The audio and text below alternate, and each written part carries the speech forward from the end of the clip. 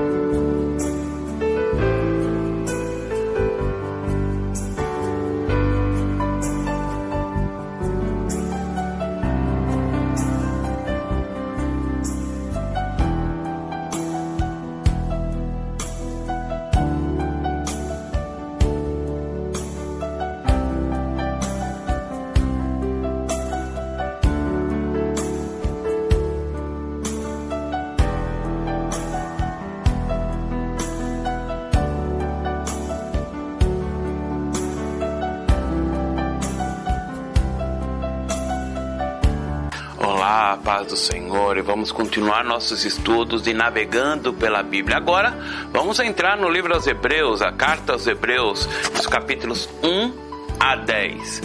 O tema principal é a hora de decidir.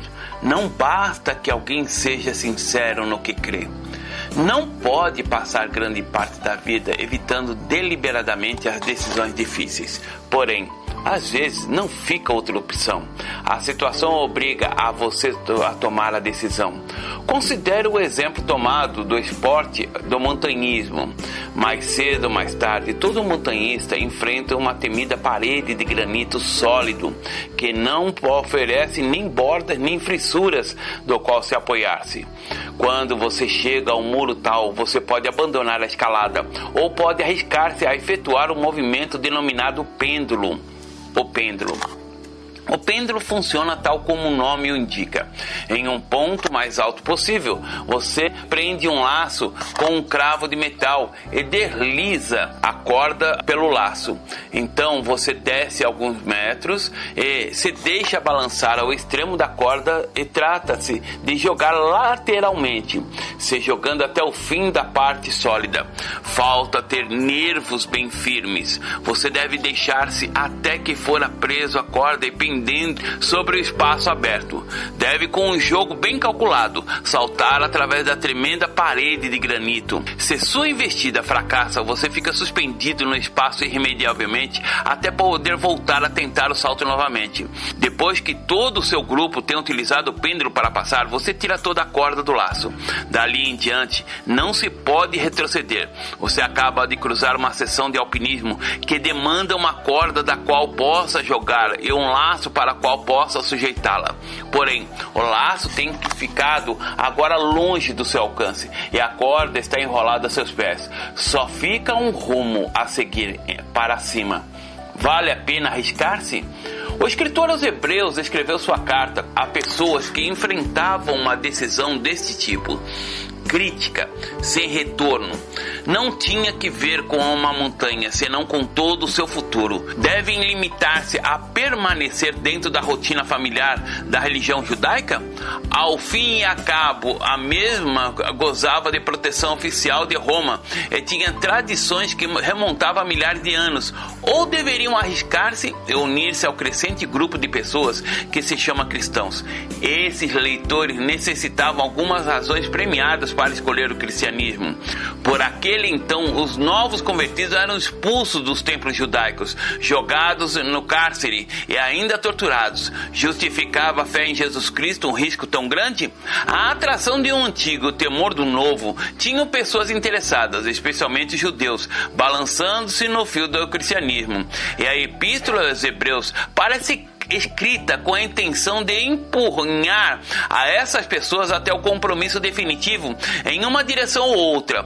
Ponto a ponto, o autor, como Cristo melhora e supera o sistema judaico. O Hebreus é um apaixonado explicado porque o cristianismo é superior, uma palavra-chave em Hebreus ao judaísmo. A nova fé justifica qualquer risco, fundamentando-se no Antigo Testamento.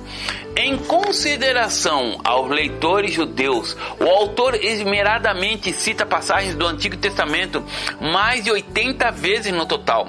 Desenvolve seu caso de favor de Cristo como um advogado, porém com alto voo emocional que concorda com o caráter de vida ou morte do tema. Se bem que Hebreus enfoca principalmente a religião judaica, comparando com o cristianismo, esse livro também tem a mensagem para nosso tempo. Hoje em dia as pessoas perguntam: são as religiões realmente diferentes? Não é a sinceridade o mais importante? Hebreus insiste em que há razões decisivas para eleger a Cristo. O autor insta a seus leitores a dar um salto a uma nova experiência com Deus mediante Jesus. Como ler Hebreus? Quem escreveu Hebreus? Teria o escritor certo grupo de leitores em mente? Os estudiosos têm rebatido essas perguntas durante séculos sem chegar a um acordo. O certo é que ninguém sabe ao certo, nem ao menos quem é o autor, nem a antecipada audiência aos hebreus. Não obstante, o livro dá certas informações sobre seus primeiros leitores. Havia ouvido o evangelho dos contemporâneos de Jesus, no capítulo 2, verso 3, e a sua conversão lhes havia significado perseguição física, capítulo 10, versos 32 a 34. Há uma coisa que se destaca: seu estado espiritual aflige grandemente ao desconhecido escritor. 5 vezes, durante o livro aos Hebreus, ele interrompe uma cuidadosa linha de argumentos para disparar uma advertência. No capítulo 2, verso 1, no capítulo 3, verso 7, no capítulo 5, verso 11, no capítulo 10, verso 26, no capítulo 12, verso 25. Hebreus é, na verdade, um comentário do Antigo Testamento. Examina muitos costumes judaicos e demonstra como Jesus trouxe um pacto melhor para repassar muitos dessa lei. Pacto significa o mesmo que testamento, em acordo firme e sagrado entre Deus e a humanidade. Por conseguinte, para apreciar plenamente a carta aos Hebreus, você deve ter certo conhecimento dos livros como Êxodo, Levítico e Números. Enquanto lê o texto aos Hebreus, firme-se ao pé de cada página para indicar as referências do Antigo Testamento. Se você não pode entender o que significa determinada passagem dos Hebreus, trate de buscar a passagem original. Para seguir a lógica aos Hebreus, note que cada vez que aparece as palavras superior ou maior ou melhor, o autor compara Jesus com uns anjos, com Moisés, com o sacerdote Arão, e Melquisedeque com Abraão. Vamos navegar pelos capítulos? No capítulo 2, verso 17, o tema muda para como nós em tudo. Hebreus vai mais além de qualquer outro livro do Novo Testamento na explicação da natureza humana de Jesus, porque era tão importante que Jesus compartilhasse nossa natureza humana. Hebreus sublinha 3 razões. Primeiro, para que ao morrer poder libertar-nos do poder da morte, versos 14 e 15. Segundo, para que ao converter-se no sacrifício definitivo pelo pecado, ele pode reconciliar-nos com Deus, capítulo 5, verso 8 e 9. E 3, para que ao experimentar a tentação, ele pudera brindar-nos uma ajuda melhor em nossas próprias tentações. Versos 18. No capítulo 4, verso 9, o tema muda para um repouso futuro. Ainda o capítulo 4 não o define. O repouso parece falar de um tempo de grande paz e felicidade. Os israelitas podem haver sonhado em uma terra prometida de paz ao sair do Egito, porém sua desobediência arruinou ditos sonhos. Há um repouso final para os que não vacilam em sua fé. Para sublinhar esse ponto, o autor cita a mesma passagem, Salmo 59, versos 7 a 11, em 3 lugares diferentes. Capítulo 3, versos 7 a 11, capítulo 15 e capítulo 4, verso 3 a 7. No capítulo 6, verso 4, o tema muda para pode um crente cair? Essa passagem tem causado grandes dificuldades aos intérpretes das Escrituras. As pessoas que não creem na segurança eterna pensam que essa passagem se refere ao cristão que abandonaram a fé. Outros, como João Calvino, insistem que o autor dos Hebreus deve estar se referindo a pessoas que realmente nunca foram verdadeiramente cristãos, dado que outros versos parecem ensinar a segurança eterna em que está em Jesus Cristo. Veja João capítulo 5, verso 24, capítulo 6, verso 37, Romanos capítulo 8, verso 1 e Hebreus capítulo 8, verso 12. Deixando este lado, é importante notar que o autor está escrevendo sobre uma situação hipotética. Não descreve o que passou, senão somente o que poderia passar. Se uma recaída assim tomasse lugar alguma vez, seria impossível resgatar novamente essa pessoa. Há um argumento parecido no capítulo 10. No capítulo 7, o verso 1, o tema muda para quem é Melquisedeque? Este misterioso personagem aparece somente em 2 lugares no Antigo Testamento, em Gênesis capítulo 14 e Salmos capítulo 110. Ainda era um gentil, Melquisedeque adorava o verdadeiro Deus. Além do mais de ser sacerdote, era também rei. Os judeus nunca haviam permitido que ambos os ofícios fossem exercidos pela mesma pessoa. Hebreus demonstra que o sacerdócio de Melquisedeque era superior ao de Abraão, porém ambos foram exercidos pelo grande sumo sacerdote, Jesus Cristo mesmo. Por ser sacerdote e rei, Jesus é segundo a ordem de Melquisedeque. Ver a nota no Salmo 10, que tem mais informações. No capítulo 9, verso 26, o tema muda para um sacrifício feito uma vez para sempre. Os leitores judeus dos Hebreus conheciam muito bem os ritos religiosos que se descrevem nesse capítulo. Veja Levíticos capítulo 9 e 16, que tem as instruções originais. Passo a passo, o autor demonstra que um novo pacto em Cristo é superior ao antigo. Ao invés de muitos sacrifícios, ele fez um só. Ele mesmo, obtendo assim o perdão gratuito e completo para nós. Este capítulo usa analogia, uma comparação para explicar por que era necessária a morte de Cristo. Verso 17. Compara a graça de Deus com um testamento. A riqueza somente é passada aos herdeiros quando haja sua morte. A morte de Cristo liberou a herança para que nós a recebêssemos. Vamos nos aprofundar? Cristo é melhor? O caráter único e irrepreensível de Jesus. Com o passar do tempo, uma obra de arte das mãos de um grande artista cresce enormemente em valor devido à reputação do criador.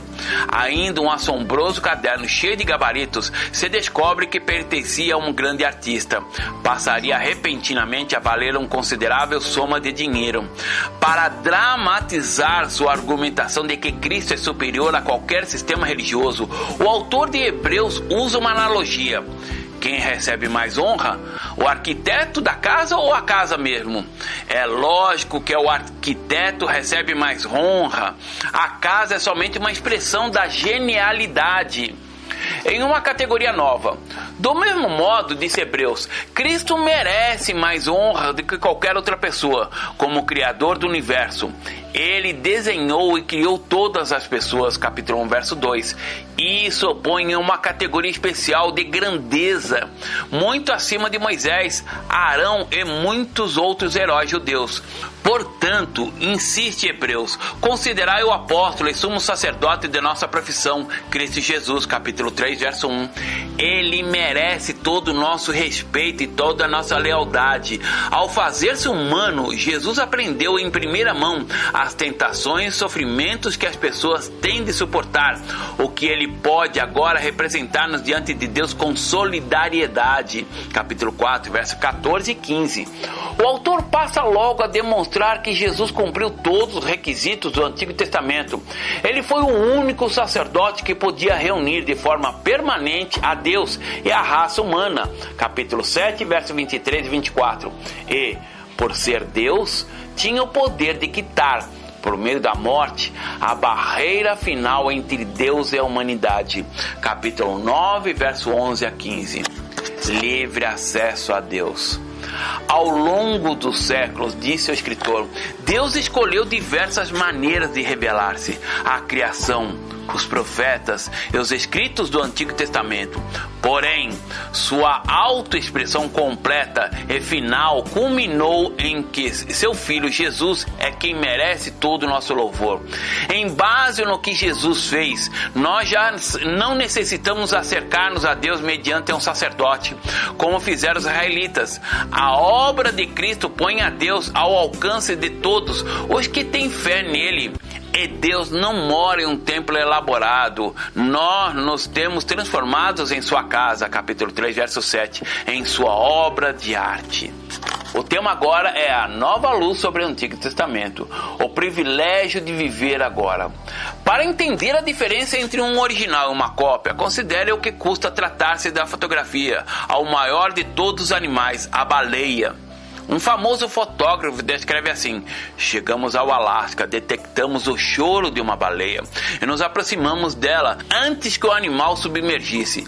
10 minutos mais tarde, sem a menor advertência, a superfície do mar pareceu subir e um gigante corpo negro, jorrando espuma, subiu quase por cima de nossas cabeças. Se deteve por uns instantes e logo caiu sobre o costado e foi devorado por um redemoinho de água verdosa.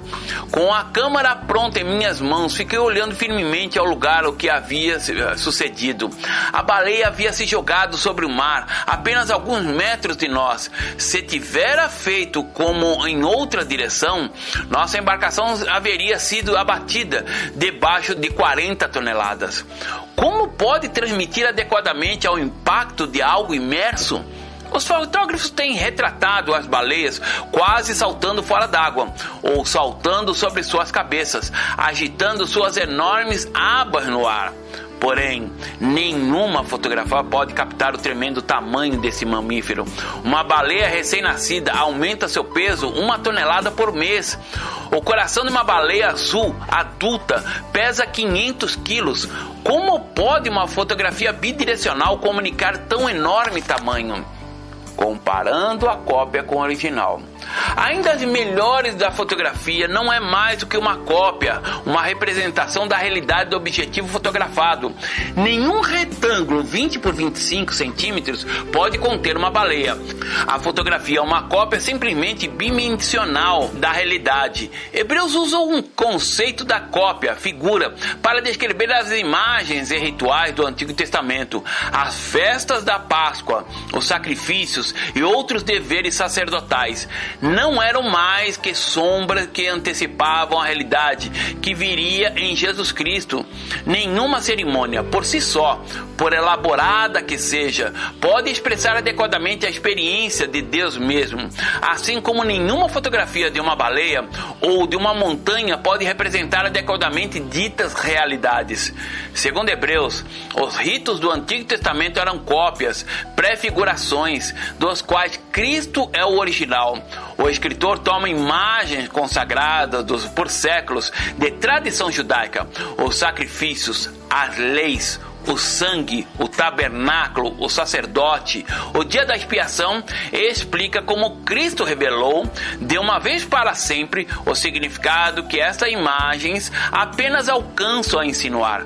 A cópia incompleta difusa se contrasta com a realidade perfeita e genuína. Qual é a melhor? Como sempre, Hebreus destaca as vantagens de viver agora. Ao invés de viver no Antigo Testamento, o primeiro pacto, a causa de Cristo, os sacrifícios já não são necessários. Capítulo 10, verso 11 e 12. E as leis de Deus estão agora escritas em nossas mentes e corações. Não é um código formal. Capítulo 8, verso 10. Consumado está, exclamou Cristo desde a cruz. O escritor aos Hebreus descreve como consumou tudo. As cópias têm seu valor. Uma fotografia de uma baleia, por exemplo, lhe diz muito a quem nunca se vai a se encontrar com uma. Porém, pergunte ao escritor aos Hebreus, a quem prefere, a cópia ou ao original? Vamos a uma reflexão e depois vamos às duas perguntas do texto. Bom, Hebreus já chega explicando alguma coisa. Realmente, esse exemplo da fotografia é tremendo, né? Porque eu particularmente também sou fotógrafo e às vezes eu gosto de bater fotos de onde estou usando minha conta no Instagram. E as pessoas têm acompanhado e têm gostado, mas realmente a cópia de uma foto você não consegue expressar. Igual como eu estou na chácara e vejo ao meu redor uma mata tremenda, mas eu não consigo, ainda que eu tire uma foto 360 graus, eu não consigo expressar na totalidade a grandeza, a exponência, o poder, a autoridade dessa mata que está ao meu redor e o que ela contém. A Hebreus fala exatamente isso, sobre a salvação em Cristo Jesus. O judaísmo, ele apontava todos os sacrifícios, todas as festas apontavam para um autor. Não era a salvação. Os judeus foram salvos? Sim. No Velho Testamento, sim, quem já morreu. Hoje que temos Cristo, precisa mesmo os judeus aceitar a Cristo o Messias. Mas hoje apontamos para Cristo o Salvador. Hebreus mostra isso. Quem é o melhor, original ou a cópia? Você viver através de fé de pessoas, apesar que nós conhecemos a Cristo através de ensinamento de terceiros, assim como você está tendo mais intimidade com Cristo através desse estudo, aprendendo mais sobre Ele. Mas nada se compara a você ter uma experiência pessoal com o Senhor. Ainda que eu possa explicar aqui, vou usar muitos estudos, a Bíblia inteirinha, que eu também estou aprendendo. A experiência pessoal que você deve ter com Cristo não se compara, não dá para explicar de repente num áudio, num vídeo ou numa fotografia. Hebreus mostra isso nesses primeiros 10 capítulos, que você tem que ter uma experiência, e Hebreus mostra de uma forma clara. Primeiro, para estudar Hebreus, você precisa conhecer o Velho Testamento. Você até claro que conhece o Velho Testamento, para poder entender como é que ele fala das relações do que estava sendo mostrado, da fotografia, com a realidade que é Cristo. Ou seja, antigamente as pessoas olhavam para essas coisas, viviam uma religião para apontar. A religião exatamente faz isso, ela religa você com a criação, mas ela não salva. Ela pode apontar o caminho. Olha, é a mesma coisa que um guia fala assim, ó, você segue nesse caminho, você segue nessa estrada e você vai chegar onde você está desejando. Mas ele não pode colocar você lá. Ainda que ele te dê uma carona, te leve com um carro, não importa. Mas ele não pode te colocar lá. Você precisa caminhar, você precisa se direcionar ao lugar. Assim é a salvação em Cristo. Nós olhamos para o Velho Testamento como um exemplo da nossa fé, como um apontamento das coisas que Cristo completou. E nós temos o original hoje, Jesus Cristo, em nossas vidas. Nós podemos ter essa experiência em Deus e ser ricamente abençoados. Hebreus mostra isso e você precisa ter essa experiência. Falar de Cristo, levar as pessoas a Cristo é importantíssimo, porque essa alegria que você vive, essa alegria, essa experiência que você tem em Cristo, precisa outras pessoas sentirem. Uma pessoa que tem Cristo no seu coração, uma pessoa que tem a Jesus no seu coração, tem uma experiência pessoal, é impossível, claramente, a pessoa fica calada. ainda que ela tente ficar calada, o seu andar, a sua posição, a sua postura vai declarar Cristo em sua vida e as pessoas vão ver a diferença. Melhor é quando as pessoas veem o seu testemunho e perguntam: por que você é diferente? Por que você faz dessa forma? Se falar assim: não, porque eu sigo a Cristo. Cristo está em meu coração. Mas como assim Cristo está no seu coração? Como pode Cristo estar no seu coração? Aí você, é o mesmo que você sentir o gosto de um bolo gostoso e fala assim: toma, experimenta. Leve Jesus para as pessoas. Faça as pessoas experimentarem Jesus para terem essa experiência. Hebreus mostra exatamente isso para os judeus.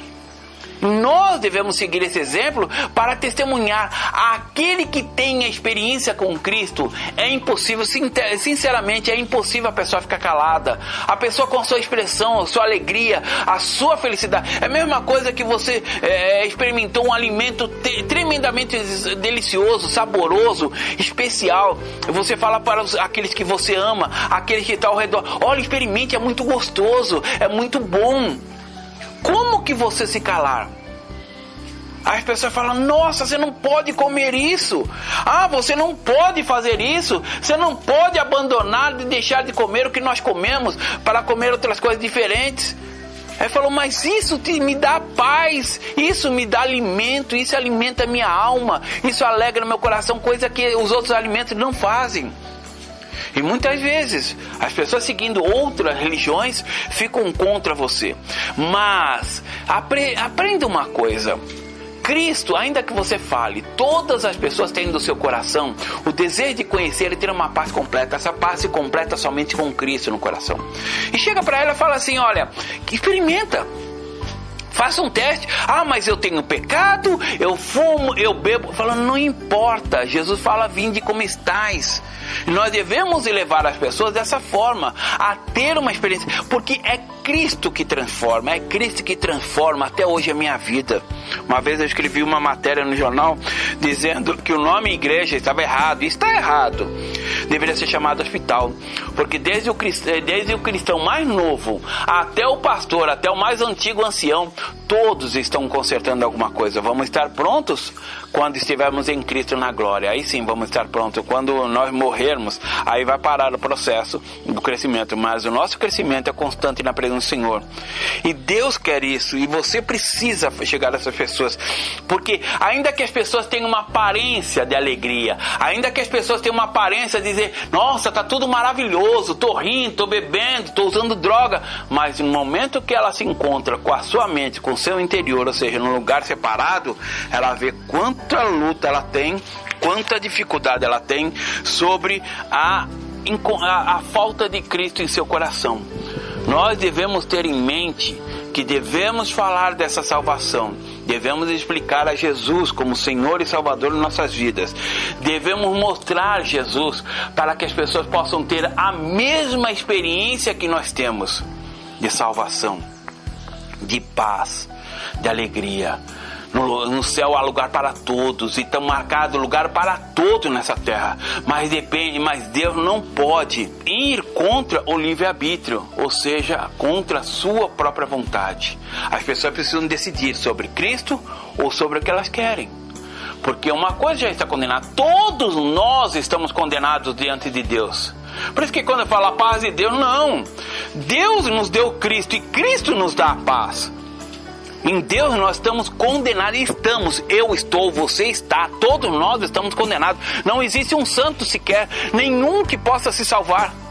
Nós temos através de Cristo, que é o nosso expiador, que Ele sofreu na cruz e Ele fez o sacrifício por nós. É em Cristo, e devemos levar as pessoas a Cristo. É o Espírito Santo em Cristo Jesus que vai alcançar a transformação, que vai alcançar a paz, que vai alcançar a glória, que vai alcançar o lugar nos céus, a requerer o nosso lugar de onde nós saímos e que nós fomos destinados, a salvação, a Nova Jerusalém.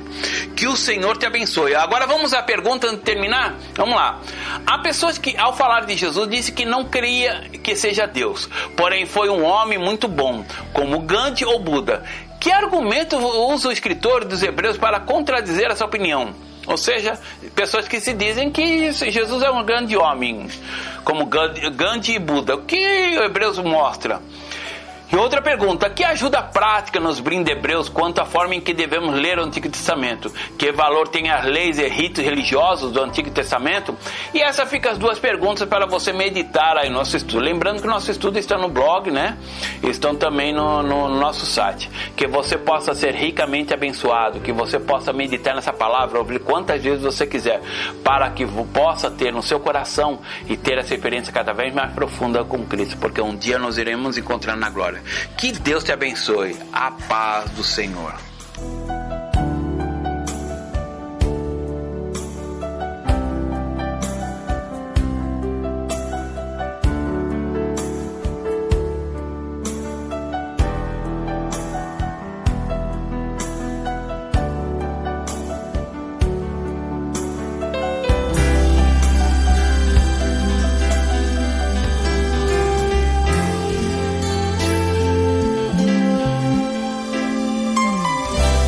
Terminamos nosso programa Navegando pela Bíblia, um programa de estudos e entendimento da leitura bíblica baseado na Bíblia em espanhol, da Liga Bíblica Internacional. Antiga versão de Casiodoro de Reina, é revisado por Cipriano Valera com referências.